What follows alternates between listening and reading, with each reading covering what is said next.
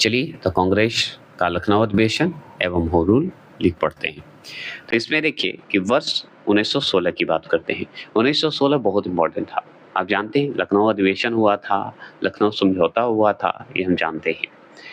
तो 1916 में जो संपन्न हुआ था लखनऊ समझौता, किससे संबंधित है? तो कांग्रेस एवं मुस्लिम लीग के समझौता से संबंधित है।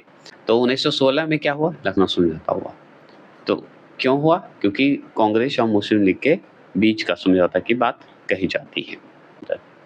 1916 में भारतीय राष्ट्रीय कांग्रेस के लखनऊ अधिवेशन जो है किसने अध्यक्षता की? तो अंबिका चरण मजूमदार ने किया था। देखिए लखनऊ अधिवेशन हुआ था कब? 1916 में। इस समय क्या हुआ? लखनऊ समझौता हुआ। किसके किसके बीच हुआ? कांग्रेस और मुस्लिम लीग के बीच हुआ। ये हो गए। और एक बात जान लीजिए, वहाँ पे अगर नरम दल गरम दल रहता तो वो भी सही होता। इसी समय नारा भी दिए थे हमारे बाल गंगाधर तिलक जी। चलिए वो सब बातें तो अलग है। और याद रखना है कि ये अंबिका चरण मजूमदार थे उस समय अध्यक्ष जब लखनऊ अधिवेशन हो रहा था भारतीय राष्ट्रीय कांग्रेस का। सूरत अधिवेशन से पृथक हुए उग्रवादी और उदारवादी का पुनः एकीकरण किस अधिवेशन में हुआ? तो लीजिए लखनऊ अधिवेशन में ही हुआ। मैंने बोला कि 1916 में उग्रवादी गरम दल और उदारवादी नरम दल, ये दोनों मिलकर जो है 1916 में जो है फिर से जुड़े थे, फिर से बॉन्ड बनाए। चलिए तो दो काम हो गए 1916 में। अगर पूछे अतिवादियों और उदारवादियों के पुनः एकीकरण की प्रक्रिया की जो है प्रमुख शिल्पकार जो थे कौन थी? तो एनिमेशन थी। अब इस पे सवाल आया, अब इस पे मैं बता देता हूँ। आप जो मैंने पोस्ट किया है कि भारतीय राष्ट्रीय कांग्रेस की भारतीय महिला अध्यक्ष कौन थी? तो सरोजनी नायडू थी। समझ गए? ये प्रथम महिला थी। अब क्वेश्चन को ध्यान से देखिए, समझ गए? तब सही लगाइएगा और तुरंत लांछन मत लगाइए। ये रिक्वेस्ट है जो लांछन लगाते हैं, नहीं तो मेरे जो तरीके हैं, आप जो जवाब देते हैं, जो प्रेम पूर्वक देते हैं, उनका जवाब मैं समझता हूँ, फील भी करता हूँ। तो भाई आप जो शब्द उच्चारण करते हैं, एग्रेसिव हो जाते हैं, तो जीवन में एग्रेसिव और डिप्रेशन से कभी सक्सेस नहीं मिलते। तो मन को शांत कीजिए और क्वेश्चन को ध्यान से कीजिए। मन अशांत होने के कारण क्वेश्चन को ध्यान नहीं देते हैं। हाँ, ऑप्शन मैं मानता हूँ कि कभी-कभी गलत हो सकते हैं, लेकिन क्वेश्चन नहीं गलत है। क्वेश्चन को ध्यान से पढ़िए, आंसर लगाइए। तो अगर हम पूछे हैं प्रथम भारतीय महिला, तो सरोजिनी नायडू सही थी, भारतीय राष्ट्रीय कांग्रेस की। और प्रथम महिला भारतीय राष्ट्रीय कांग्रेस की एनिमेशन बाहर की थी ना जी। चलिए कहाँ की थी? कमेंट कीजिए। तो ये देखिए अतिवादी मतलब उग्रवादी उदारवादी दोनों के बीच में पुनः एकीकरण जब हुआ 1916 के लखनऊ अधिवेशन में, तो इसका प्रमुख कारण कौन थे? प्रमुख शिल्पकार कौन थे? जोड़ने वाले कौन थे? तो हमारी कौन थी? एनिमेशन थी। समझ गए? जो कि प्रथम भारतीय राष्ट्रीय कांग्रेस की जो है बाद में जाके बनी थी अध्यक्ष। और कब बनी थी? डेट बताइए। 1900 कब बनी थी? और सरोजिनी नायडू कब बनी थी? बताइए डेट। दोनों का कमेंट कीजिएगा प्लीज। चलिए आगे बात करते हैं। वर्ष 1916 में मुस्लिम लीग और कांग्रेस के मध्य जो है समझौता किसके द्वारा कराया था? तो बाल गंगाधर तिलक द्वारा कराया था। सोचिए, मतलब प्रमुख शिल्पकार कौन है? एनिमेशन, जो कि नरम दल और गरम दल को मिलाई थी। और फिर क्या हुआ? मुस्लिम लीग और कांग्रेस के मध्य कौन समझौता हुआ? किसके द्वारा कराया गया? तो बाल गंगाधर तिलक द्वारा। कब हुआ? 1916 में। बताइए, जुड़े हुए नहीं थे? जुड़े थे बाल गंगाधर तिलक। उसी तरह हमारे मुस्लिम लीग के जो मोहम्मद अली जिन्ना पे जो लगा दिए कि नहीं थे। अरे भाई स्थापना के समय थे, वो स्थापना में सपोर्ट था उनका, तो कैसे नहीं थे? तो ऑप्शन पे डिपेंड करता है कि सवाल क्या पूछ रहा है, जो कि मैं करवा दूंगा पोस्ट करके। तो वर्ष 1916 में मुस्लिम लीग और कांग्रेस के मध्य, सोचिए आगे यहाँ पे ध्यान से सुनिएगा,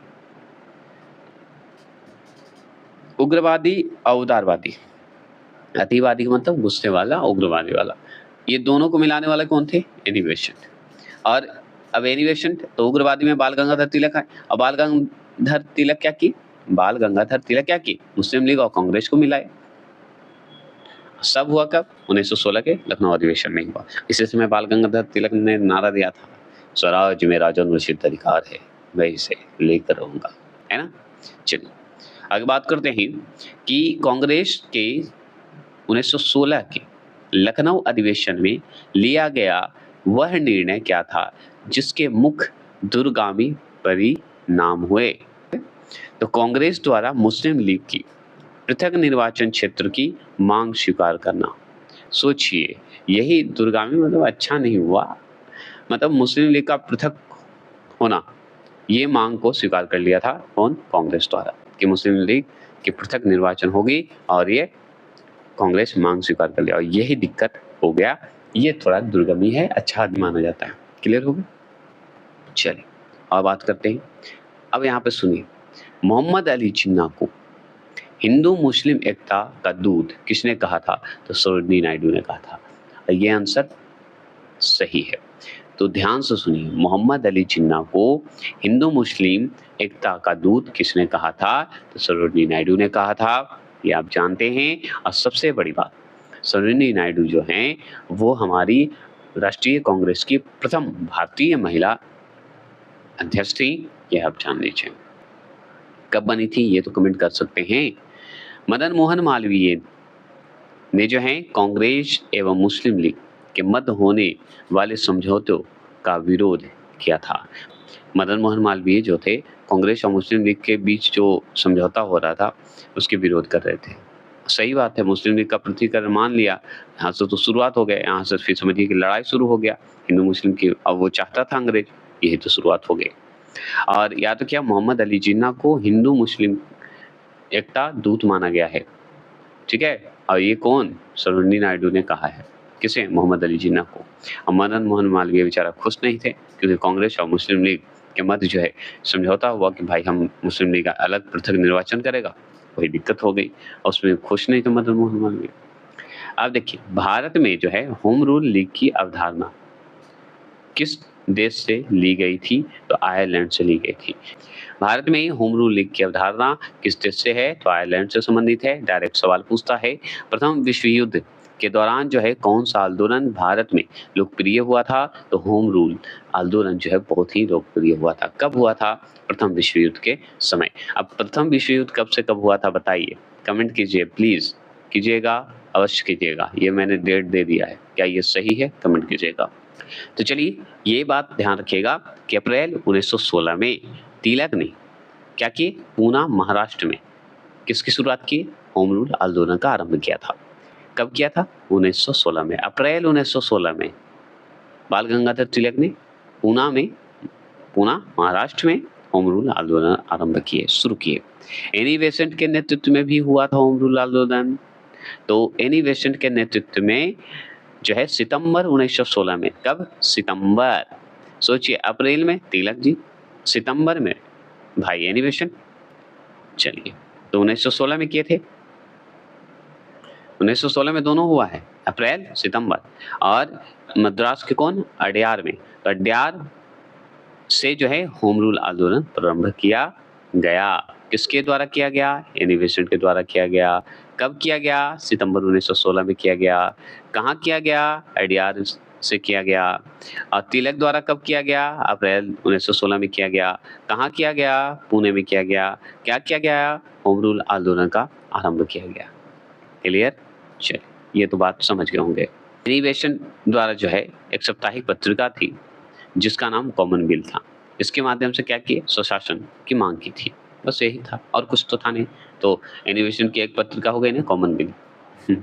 चलिए, होम रूल आंदोलन की अगर बात करें तो होम रूल आयरलैंड का शब्द, देखिए होम रूल जो है किसका शब्द है? आयरलैंड का शब्द है, ठीक है। होम रूल का अर्थ है स्वशासन। सर्वप्रथम हुआ कि आयरलैंड में होम रूल लीग की स्थापना जो है रेडमांड द्वारा की गई थी। अब देखिए, भारत में जो किया गया और भारत के कई अलग अलग प्रांत में जो किया गया, जिसमें से मुख्य हम प्रांत जानते हैं तिलक जी को, एनी बेसेंट को। तो मद्रास से तो हम समझ गए एनी बेसेंट जी, और पुणे से समझ गए हमारे तिलक जी, जो कि अप्रैल 1916 की बात करते हैं। एनी बेसेंट हमारी सितंबर 1916 की बात करते हैं। चलिए, तो ये तो हम समझ गए। लेकिन अगर मान लीजिए आयरलैंड में जो किया था, सर्वप्रथम जो होम रूल आंदोलन लाया, जैसे कि आयरलैंड से ही आया है भाई आयरलैंड, आयरलैंड से ही होम रूल आया है, क्योंकि आयरलैंड शब्द है होम रूल, तो वहां से ही आया था। तो सर्वप्रथम कौन लाया था? रेडमांड लाया था। तो सर्वप्रथम आयरलैंड में होम रूल लीग की स्थापना जो की गई किसके द्वारा? तो रेडमांड द्वारा। ये जरूर ध्यान रखना है, पूछेगा सर्वप्रथम तो रेडमांड, ठीक है। और आयरलैंड में, भारत में पूछे तो ऐसे तो ज्यादातर भारत का होगा, और अगर बाहर ही पूछना होगा तो पूछेगा आयरलैंड में सर्वप्रथम किसने लाया। और अगर मान लीजिए पूछते एकदम सर्वप्रथम किसने होम रूल जो है लीग की स्थापना का शुरुआत किया था, और ऑप्शन में रेडमांड होगा तो रेडमांड ही टिक लगाइएगा, समझ गया ना? तो गलत मत लगाइएगा। अगर मान लीजिए ये नहीं रहा, अब बाल गंगाधर तिलक इनोवेशन रहे, तो सबसे पहले अप्रैल 1916 आगे तो तिलक जी, फिर सितंबर आएगा, तो ऐसे याद रखिएगा। देखिए 1916 ईस्वी को प्रारंभ इस आंदोलन के समय भारत के वायसराय कौन था? लॉर्ड चेम्सफोर्ड था। डायरेक्ट सवाल है, हम जानते हैं 1857 का जानते हैं, हम बंगाल विभाजन के समय की बात करते हैं, मुस्लिम लीग के समय कौन गवर्नर था ये जानते हैं। तो भाई उसी तरह होम रूल लीग आंदोलन उसी समय हो रहा था, 1916 के अधिवेशन के समय ही तो बात करते हैं, है ना? तो भाई होम रूल लीग के आरंभ जो 1916 में हुआ, तो उसमें वायसराय कौन होगा? लॉर्ड चेम्सफोर्ड ही होगा। चलिए, तो लॉर्ड चेम्सफोर्ड वायसराय। अब देखिए दोनों का क्लियर कर देते हैं। तो यहाँ पे देख लीजिए, तिलक का होम रूल और एनिवेशन का होम रूल, सितंबर 1916, अप्रैल 1916, क्लियर हो गए। क्षेत्र पूछे महाराष्ट्र और कर्नाटक, ये दोनों क्षेत्र में हमारे जो है तिलक जी फैलाए थे होम रूल का। और एनिवेशन जो थी क्षेत्र मद्रास और तमिलनाडु क्षेत्र का, जो कि हम अडियार जहाँ पढ़े थे, मद्रास के अडियार में। और यहाँ पे और सुन लीजिए क्या है, जिसका मुख्यालय अगर पूछे तो बेलगांव और कर्नाटक था, किसका? जो तिलक जी होम रूल की स्थापना किए थे उसकी अगर मुख्यालय हेडक्वार्टर पूछे बेलगांव और कर्नाटक बता देना है। और अगर पूछे एनिवेशन का मुख्यालय हेडक्वार्टर पूछे जो कि होम रूल की स्थापना किए थे, तो अडियार और मद्रास बता देना है। तो ये तो हम पढ़ते हैं। चलिए, अब ऐसे भी हो सकता है कर्नाटक बेलगांव मुख्यालय हेडक्वार्टर बता दीजिएगा, अडियार और मद्रास बता दीजिएगा। अब देखिए यहाँ पे एक चीज और है, समिति स्वरूप। समिति स्वरूप हमारे तिलक होम रूल में जो है समिति स्वरूप इंपॉर्टेंट है, और लेकिन एनिवेशन का अखिल भारतीय स्वरूप है। तो समिति स्वरूप अगर पूछे तो होम रूल लीग में समिति स्वरूप पूछे कि किसने लाया था, तो हम बताएंगे तिलक जी। अगर अखिल भारतीय स्वरूप अगर पूछे किसने दिया था, तो हम बताएंगे एनिवेशन ने होम रूल लीग की स्थापना जो किए थे उस समय। अगर पूछे कि भाई जो Tilak ji home rule league लाए थे अप्रैल 1916 में, उस समय अध्यक्ष किसको बनाया गया था, तो एन.सी. केलकर व जोसेफ बैप्टिस्ट को बनाया गया था। एन.सी. केलकर और जोसेफ बैप्टिस्ट, ये दोनों मिलकर क्या किए? दोनों मिलकर क्या किए बताइए? दोनों मिलकर जो है अध्यक्ष बने थे, और दोनों अध्यक्ष जो थे किसके होम रूल के अध्यक्ष थे? जो तिलक जी बनाए थे, बाल गंगाधर तिलक जी बनाए थे। चलिए, और अगर इसमें पूछे कि भाई जो एनिमेशन थी उनमें अध्यक्ष की जगह पे सचिव की बात करता है, तो उस समय सचिव कौन था? अरुण डेल था, जॉर्ज अरुण डेल। अब उद्देश्य क्या था जब तिलक जी लाए होम रूल लीग? उद्देश्य क्या था? स्वराज मेरा, जन्मसिद्ध अधिकार है। ये ही इनका जो है नारा कहिए, या इनका सोच कहिए, इनका उद्देश्य कहिए, जो कि हम लखनऊ अधिवेशन में ये हुआ था। और अगर पूछे होम रूल लीग के उद्देश्य की बात करें कि भाई एनिवेशन जो होम रूल लीग लाई थी उसका उद्देश्य क्या था? स्वशासन की स्थापना। तो इनका एक नारा भी बन गया, स्वशासन की स्थापना। चलिए, ये हो गया। अब प्रचार माध्यम जो था, इनका प्रचार करने का माध्यम जो था, और प्रचार माध्यम करने का एनिवेशन का क्या था?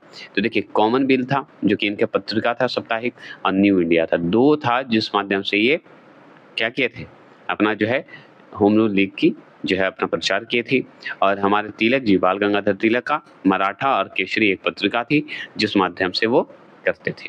तो मराठा किस भाषा में था और केसरी किस भाषा में था? प्लीज कमेंट करिए, क्योंकि इससे हम बहुत बार बता चुके हैं। ठीक है, ये हो गए क्लियर। अगर बात करेंगे हम लोग और बात करें तो देखिए फेबियन आंदोलन का प्रस्ताव किसने दिया था? तो एनिवेशन ने दिया था। किसने दिया? एनिवेशन ने दिया। तो फेबियन आंदोलन का प्रस्ताव पूछते तो एनिवेशन का नाम आएगा। अगर पूछे तिलक तथा एनिवेशन द्वारा बनाए गए होम रूल लीग आंदोलन की शाखा को किस वर्ष एक कर दिया गया? तो 1918 में एक कर दिया गया। अब सोचिए, यहाँ पे समझ में आया? अगर पूछते तिलक और एनिबेशन ने होम रूल लीग की स्थापना जो किए, कब किए? तो 1900 क्या बताइएगा? 18 बता दीजिएगा। क्यों? क्योंकि अगर ये दोनों मिल जाएंगे तो कब मिलेंगे? 18 में मिलेंगे। तो ऐसे भी क्वेश्चन आपको घुमा सकता है। अब सवाल बनेगा अगर कि मान लीजिए तिलक जी ने किया तो हम बता देंगे अप्रैल 1916, एनिबेशन ने किया तो सितंबर 1916। लेकिन अगर पूछ रहा तिलक और एनिबेशन द्वारा जो बनाया गया होम रूल लीग आंदोलन, उसकी शाखा किस वर्ष एक हो गया जुड़कर, तो हम बताएंगे 1918 में। क्या बताएंगे? 1918 में हो गया था। चलिए ये बात हो गई। अगर बात करें कि वर्ष 1915 में जो है अमेरिका में होम रूल लीग का गठन किसके द्वारा किया गया था? तो लाला लाजपत राय द्वारा किया था। मैंने बोला ना कि अलग अलग क्षेत्र में शुरू होने लगा। तो होम रूल लीग की गठन किए थे 1915 में। कौन किए थे? लाला लाजपत राय। कहाँ किए थे? अमेरिका में। तो ये बाहर हो गया ना, बाहर शुरू किए, मतलब इंडिया से बाहर। तो आपसे एक सवाल ये बन सकता है कि इंडिया से बाहर भारतीय नेता, लीडर या क्रांतिकारी कौन थे जिन्होंने होम रूल लीग की स्थापना की? तो लाला लाजपत राय थे। ये भी हो सकता है अमेरिका में जाकर 1915 में होम रूल लीग की गठन करने का श्रेय किसको जाता है? तो लाला लाजपत राय को। तो 15 ही में शुरू किए थे। एनिबेशन की जो है होम रूल लीग के साथ जॉर्ज अरुंडेल, जो कि इनके सचिव के रूप में लाए थे होम रूल लीग के, है ना, हम जानते हैं। अब इनके साथ कौन कौन थे आप सुन लीजिए। ये पूछ रहा है, सचिव के रूप में तो इन्हें चुन लिया गया था, ये तो हम पढ़ लिए थे। अब इनके साथ साथ कौन थे? अरुंडेल तो हो गए, सीपी रामास्वामी अय्यर थे, एनिबेशन के साथ थी। बीपी वाडिया, ये भी सपोर्ट में थी, क्योंकि सब साउथ इंडिया तरफ चले गए ना, तो उसी तरह के जो लोग जुड़ेंगे। मोतीलाल नेहरू जुड़े हुए थे भाई, तेज बहादुर सप्रू जुड़े हुए थे, मदन मोहन मालवीय संबंधित लोग थे, संबंधित जुड़े हुए थे। तो एनिबेशन के साथ तो हम समझ गए मोतीलाल नेहरू थे, तेज बहादुर सप्रू थे, मदन मोहन मालवीय थे, ये सब जुड़े हुए थे। अब ये देखिए बीपी वाडियाल भी जुड़े हुए थे, रामास्वामी अय्यर जुड़े हुए थे, जॉर्ज अरुणडेल भी जुड़े हुए थे। तो एनिबेशन जो होम रूल लाए थे वो लाए थे 1916 में ही, लेकिन सितंबर 1916 में लाए थे। और अडियार में इनका मुख्यालय था, मतलब मद्रास में। तो भाई उधर के ही लोग जुड़े हुए थे, जिसमें मोतीलाल नेहरू जुड़े हुए थे। ये हो गया क्लियर। चलिए अब हम नेक्स्ट पढ़ते हैं।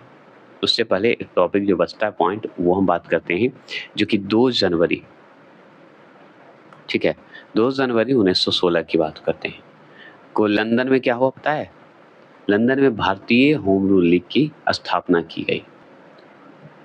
इसके अगर महासचिव पूछे, ग्राहम पोल नामी है, ग्राहम पोल, तो ग्राहम पोल थे। तो ग्राहम पोल क्या थे? महासचिव थे। पूरा नाम डी ग्राहम पोल। इसकी स्थापना का अगर पूछे तो 2 जनवरी 1916 को कहाँ किया गया? लंदन में, जो कि भारतीय होम रूल लीग की स्थापना हुई। तो भारतीय होम रूल लीग की स्थापना अगर पूछे तो हम बताएंगे 2 जनवरी 1916 में लंदन में किया गया था, ठीक है। और हमारे अमेरिका में कौन किए थे भारतीय? तो हम बताएंगे लाला लाजपत राय। चलिए अब हम पढ़ने जा रहे हैं जो टॉपिक है ट्रेड यूनियन एवं साम्यवादी दल। वर्ष 1890 में गठित भारत का प्रथम मजदूर संगठन, जिसे बॉम्बे मिल, तो बॉम्बे मिल हैंडस की स्थापना किसके द्वारा की गई थी? तो एन.एम. लोखंडे द्वारा की गई थी। ये भाई भारत का प्रथम मजदूर संगठन है। इसकी स्थापना कब हुई? 1890 में हुई। और किसके द्वारा किया गया? तो एन.एम. लोखंडे द्वारा। एम लोखंडे भी बोला जाता है इनको, जो कि पूरा नाम इसका बॉम्बे मिल हैंडस की स्थापना किसके द्वारा? एन.एम. लोखंडे द्वारा। ये तो बात हम समझ गए। अब देखिए वर्ष 1918 की बात करते हैं। कब करते हैं? 1918 की बात करते हैं। तो 1918 में अहमदाबाद टेक्सटाइल लेबर एसोसिएशन की स्थापना जो है किसके द्वारा की गई थी? तो महात्मा गांधी द्वारा की गई थी। किसके द्वारा की गई? महात्मा गांधी द्वारा किया गया। तो महात्मा गांधी द्वारा क्या किया गया भाई? अहमदाबाद टेक्सटाइल लेबर एसोसिएशन की स्थापना की गई। कब की गई? 1918 में की गई, और ये आप जानते हैं। और किसके द्वारा? महात्मा गांधी द्वारा। इसका शॉर्ट फॉर्म ATLA बोलते हैं। चलिए आगे बात करते हैं। गांधी जी ने जो है अहमदाबाद टेक्सटाइल लेबर एसोसिएशन से ट्रस्टीशिप, क्या बोलते हैं, ट्रस्टीशिप का सिद्धांत प्रतिपादित किया। मतलब ट्रस्ट वाला जो है ना सिद्धांत, वो प्रतिपादित किए। कौन किए? गांधी जी किए। कहां से? अहमदाबाद टेक्सटाइल लेबर एसोसिएशन से। कौन सा सिद्धांत? ट्रस्टीज, याद रखिएगा, ट्रस्टीशिप का सिद्धांत। ठीक है। इसके अनुसार पूंजीपति मजदूरों के हितों की रक्षा करना या करने वाला ट्रस्टी होता है, ना कि मालिक होता है। ये हो गए। कहने का मतलब हो गया कि ये सिद्धांत जो लाए, ट्रस्टीशिप का सिद्धांत जो लाए, महात्मा गांधी द्वारा लाया गया। कहाँ से लाया गया? तो अहमदाबाद टेक्सटाइल लेबर एसोसिएशन जो महात्मा गांधी स्थापना किए थे 1918 में, वहाँ से लाए। इसमें क्या हुआ कि इनके अनुसार कहा जाता है कि पूंजीपति जो होते थे, मजदूर लोग, वो रक्षा के लिए होते थे, ट्रस्टी होते हैं, न कि मालिक होते हैं। यही कहने का मतलब था।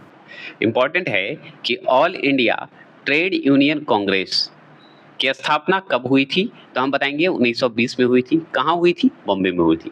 डायरेक्ट इतना ही सवाल पूछता है, ज़्यादा नहीं पूछता है। इसका शॉर्ट में हो सकता है AITUC। यू से यूनियन हम जानते हैं, T से ट्रेड जानते हैं, I से इंडिया जानते हैं, A से ऑल जानते हैं, और C से कांग्रेस जानते हैं। इसकी स्थापना 1920 में बॉम्बे में। क्लियर हो गया। और सुनिए, जो सवाल इंपॉर्टेंट है वही चलेंगे। All India Trade Union Congress के संस्थापक कौन थे, बता सकते हैं? तो NM जोशी जी थे। तो NM जोशी जो थे वो क्या थे? All India Trade Union Congress के संस्थापक थे, जिसे शॉर्ट में AITUC बोलते हैं। इसकी समयकाल पूछे तो 1920 में हुआ था। कहाँ हुआ था? बॉम्बे में हुआ था। बस। चलिए और सुनिए, Lala Lajpat Rai All India Trade Union Congress के क्या थे? अध्यक्ष थे। तो आपसे सवाल कैसे पूछेगा कि बताइए ऑल इंडिया ट्रेड यूनियन की शुरुआत कब हुई थी? तो हम बताएंगे 1920 में हुई थी। कहाँ हुई थी? बॉम्बे में हुई थी। इसका संस्थापक कौन है भाई? तो NM जोशी जी हैं। अच्छा, तो इसके प्रथम अध्यक्ष किसे बनाया गया? लाला लाजपत राय को बनाया गया। चलिए रिपीट इतना बार किया कि याद हो गया होगा। और सुनिए, all India Trade Union Congress की अध्यक्षता किसके द्वारा की गई? कब? 1929 में। कहाँ? नागपुर में। तो आपसे पूछेगा कि 1929 में जो है नागपुर में जो संपन्न हुआ all India Trade Union Congress, उसकी अध्यक्षता कौन कर रहे थे? तो हम बताएंगे जवाहरलाल नेहरू कर रहे थे। क्लियर हो गए? कब कर रहे थे? 1929 में। कहाँ कर रहे थे? नागपुर में।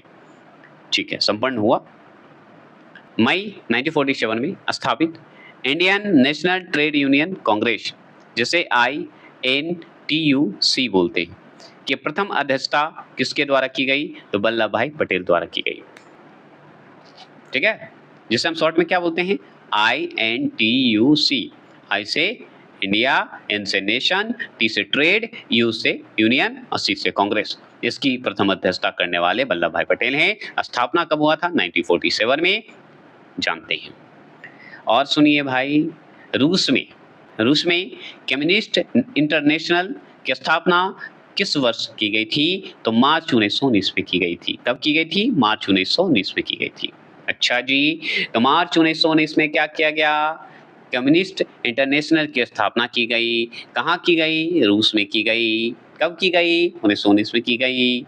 ऐसे ही अब देखिए, प्रमुख जो कारखाना अधिनियम है, हम इसमें जानते हैं कौन कौन इंपॉर्टेंट है। कारखाना अधिनियम है, तो देखिए कारखाना अधिनियम एक तरफ और हमारा गवर्नर जनरल एक तरफ। अब आपसे पूछेगा कारखाना अधिनियम 1881 मतलब 1881 जब ये बना, कारखाना अधिनियम 1881 बना, उस समय गवर्नर जनरल था लॉर्ड रिपन था। कौन था? Lord Ripon. तो डायरेक्ट पूछता है कि भाई कारखाना अधिनियम 1881 बना, उस समय गवर्नर कौन था? रिपन था। अगर पूछे कारखाना अधिनियम 1891 मतलब 1891 जो अधिनियम बने कारखाना का, वो उस समय गवर्नर जनरल कौन था? लैंसडाउन था। लैंसडाउन भी बोल दीजिए, लैंसडाउन बोल दीजिए, कोई फर्क नहीं पड़ता, याद होने से मतलब है हमको। तो लैंसडाउन, ठीक है, लॉर्ड लैंसडाउन था। कौन से कारखाना अधिनियम में? 1891 में। अब कारखाना अधिनियम 1911 की बात करते हैं, मतलब 1911 की बात करते हैं। तो 1911 में जब हुआ था उस समय गवर्नर जनरल हमारा लॉर्ड हार्डिंग द्वितीय था। तो हार्डिंग द्वितीय उस समय था, समझ गए? कौन था? लॉर्ड हार्डिंग द्वितीय माना जाता है जब कारखाना अधिनियम 1911 आया था। आपसे पूछेगा कारखाना अधिनियम 1911 हम समझ गए, तो 1922 जो आया था वो बताइए उस समय गवर्नर जनरल कौन था? तो रीडिंग जी था। कौन था? रीडिंग। रीडिंग कर रहा था और रीडिंग करते करते भाई गवर्नर जनरल बन गया। और गवर्नर जनरल जब बना तो उस समय जब कारखाना अधिनियम था 1922 में जो है आया था, किसी के समय में? लॉर्ड रीडिंग के समय ही। तो रीडिंग के समय ही कारखाना अधिनियम 1922 आया था। ये याद करवाने के लिए इतना भूमिका मानता हूँ। अब बताइए कारखाना अधिनियम जो है 1934, ठीक है। अब 1934 में भाई कारखाना अधिनियम आया, तो बताइए उस समय गवर्नर जनरल कौन था? अरे विलिंगटन है, और कौन है? Lord Willingdon. तो विलिंगटन जो है वो जब गवर्नर जनरल था तो उस समय कारखाना अधिनियम 1934 आया था। अगर पूछे कारखाना अधिनियम 1944 पूछते, 1944 पूछते, तो हम बताएंगे भाई बेबल हैं। और क्या गवर्नर जनरल उस समय कौन था? बेबल था। कब? जब कारखाना अधिनियम 1944 था, आया था, समझ गए? चलिए, तो बेबल को याद कर लीजिए। रिपेन का पूछे 1881 कारखाना अधिनियम। अगर पूछे लैंसडाउन का पूछे तो 1891 बता देना है। अगर पूछ दे हार्डिंग द्वितीय का पूछ दे तो 1911 बता देना है। रीडिंग पूछ दे तो कारखाना अधिनियम 1922 बता देना है। अगर विलिंगटन का पूछे तो कारखाना अधिनियम 1934 बता देना है। बेबल का पूछे तो 1944 बता देना है। चलिए, ये हो गए। और भी थोड़ी जानकारी ले लेते हैं। चलिए, थोड़ा सा फन करने के लिए ये सब शब्दों का इस्तेमाल करता हूँ, थोड़े से कॉमेडी करने के लिए आवाज को बदलता हूँ। चलिए, सन 1922 की बात, सन 1923 की बात करते हैं। तो 1923 में भारत में सर्वप्रथम 1 मई को मजदूर दिवस जिसे लेबर डे मनाया गया है। याद रखना है, जो भारत में मजदूरों की बढ़ती हुई राजनीतिक चेतना का सूचक है। कब मनाया गया था? डेट पूछेगा 1923 में। तो 1923 में भारत में सर्वप्रथम 1 मई को मजदूर दिवस मनाया गया। समझ गए? कब मनाया गया? 1923 में 1 मई को मजदूर दिवस मनाया गया भारत में सर्वप्रथम। उसके बाद तो 1 मई को मजदूर दिवस के रूप में जानते ही हैं, ये हम जानते ही। चलिए, और बात करते हैं। कम्युनिस्ट इंटरनेशनल के सदस्य बनने वाला प्रथम भारतीय कौन थे? तो मानवेंद्र नाथ राव थे। स्थापना कब हुई थी बताइए तो रूस में हुआ था कम्युनिस्ट इंटरनेशनल का, जो कि 1919 में हुआ था। ये हम पढ़े हैं, है कि नहीं? याद आया होगा। चलिए, अगर बात करें एम.एन. राय की बात करेंगे कि सहयोग से ताशकंद में भारतीय कम्युनिस्ट पार्टी की स्थापना किस वर्ष की गई? तो 17 अक्टूबर 1920 में की गई। तो 17 अक्टूबर 1920 में क्या किया गया? भारतीय कम्युनिस्ट पार्टी की स्थापना की गई। कहाँ की गई? ताशकंद, जो कि चल जाइए बाहर, तो ताशकंद में की गई। और ये बताइए एम.एन. राय के सहयोग से की गई। चलिए, ये भी बात है, ठीक है। अभी ताशकंद बाहर है ना? कहाँ है? किस देश में पड़ता है? कमेंट कीजिए, किसके हिस्से में आता है बताएंगे। पहली साम्यवादी कॉन्फ्रेंस का आयोजन कहाँ किया गया? तो कानपुर में किया गया। ठीक है, कानपुर में किया गया। चलिए जानते हैं कब किया गया। तो 26 दिसंबर 1925 को किया गया, मतलब 1925 में किया गया। तो 26 दिसंबर 1925 में जो है कानपुर में एक आयोजन हुआ, फंक्शन हुआ, जो पहली साम्यवादी कॉन्फ्रेंस के नाम से जानते हैं। चलिए, अगर पूछे कि कानपुर संयंत्र मुकदमा वर्ष 1924 में ब्रिटिश सरकार द्वारा किस आंदोलन के नेताओं के विरुद्ध चलाया गया था? तो साम्यवादी आंदोलन के विरुद्ध चलाया गया था। तो साम्यवादी की पहली कॉन्फ्रेंस कानपुर में हुई थी, 26 दिसंबर 1925 को हुई थी। और याद रखिएगा, कानपुर संयंत्र मुकदमे जो चलाए गए थे 1924 में, वो ब्रिटिश सरकार द्वारा जो है चलाया गया था। क्यों चलाया गया था? क्योंकि नेता के विरुद्ध चलाया गया था। उस आंदोलन का नाम बताइए, साम्यवादी आंदोलन बता दीजिएगा, ठीक है, ब्रिटिश सरकार द्वारा। अगर बात करें वर्ष 1940 की बात करते हैं, 1940 की बात करते हैं, तो वर्ष 1940 में रेडिकल डेमोक्रेटिकल पार्टी की स्थापना किसके द्वारा की गई? तो एम.एन. राय द्वारा की गई थी। एम.एन. राय द्वारा किया गया था।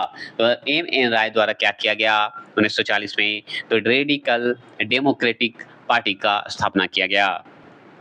और चलिए जानते हैं, क्रांतिकारी साम्यवादी दल की स्थापना वर्ष 1934 में किसके द्वारा की गई?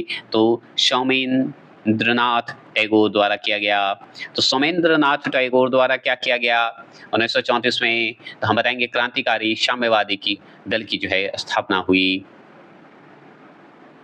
और चलिए वर्ष 1939 में भारतीय बोल्शेविक पार्टी की स्थापना किसके द्वारा की गई? तो एन दत्त मजूमदार के द्वारा किया गया। ठीक है, तो एन दत्त मजूमदार के द्वारा क्या किया गया 1939 में? भारतीय बोल्शेविक पार्टी की स्थापना की गई। तो बोल्शेविक पार्टी की स्थापना जो है, भारतीय बोल्शेविक पार्टी की स्थापना 1939 में एन दत्त मजूमदार द्वारा किया गया। अगर बात करते हैं हम लोग ब्रिटिश भारत में गठित महत्वपूर्ण आयोग, जो कि भाई ब्रिटिश जो है भारत में एक महत्वपूर्ण गठित आयोग बनाया, कौन कौन आयोग लाया? चलिए, जो कि बहुत इंपॉर्टेंट है, जिसमें हंटर आयोग आप जानते होंगे, है ना? चलिए तो समझते हैं। तो इसमें गवर्नर कौन था और संबंध किससे था, किससे जुड़ा हुआ था? चलिए पढ़ते हैं। फ्रेजर आयोग। फ्रेजर आयोग की स्थापना अगर पूछे तो 1902 में हुआ था। ठीक है, और ये आयोग जो लाया गया था उस समय गवर्नर था कर्जन, तो लॉर्ड कर्जन हो गया। संबंध पूछे तो पुलिस सुधार के लिए ये आयोग आया था, मतलब पुलिस के सुधार के लिए, पुलिस की सुविधा के लिए, पुलिस में कुछ क्या क्या सुधार करनी चाहिए उसके लिए कौन लाया? कर्जन लाया। कब? तो ये आयोग जो आया था वो फ्रेजर आयोग के नाम से आया था, 1902 में आया था। लॉर्ड कर्जन उस समय गवर्नर जनरल था। ये भी पूछ देगा, अब पुलिस सुधार से संबंधित है।